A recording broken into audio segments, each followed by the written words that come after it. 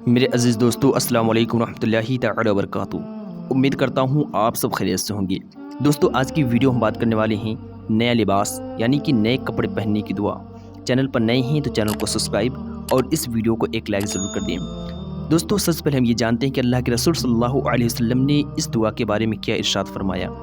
حضرت عمر رضی اللہ تعالی عنہ فرماتے ہیں کہ رسول اللہ صلی اللہ علیہ وسلم نے ارشاد فرمایا کہ جو شخص نیا کپڑا پہنے، یہ دعا پڑھے اور پرانے کپڑے کو صدقہ کر دے تو زندگی میں اور مرنے کے بعد خدا کی حفاظت اور خدا کی چھپانے میں رہے گا، یعنی خدا اسے مصیبتوں سے محفوظ رکھے گا اور اس کے گناہوں کو پوشیدہ رکھے گا۔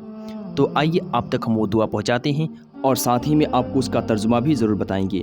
دعا کچھ اس طرح ہے: الحمدللہ الذی کسانی ما اواری بہ عورتی واتجمل بہ فی حیاتی، یعنی کہ سب تعریف خدا کے لیے جس نے مجھے کپڑا پہنایا جس سے میں اپنے شرم کی چیز چھپاتا ہوں اور اپنی زندگی میں اس کے ذریعے خوبصورتی حاصل کرتا ہوں۔ دوستو، آج کی ویڈیو بس اتنا ہی۔ چینل پر نئے ہیں تو چینل کو سبسکرائب اور اس ویڈیو کو جاتے جاتے ایک لائک ضرور کر دیں۔ ملتے ہیں پھر کسی نئے ٹاپک کے ساتھ، تب تک کے لیے اللہ حافظ۔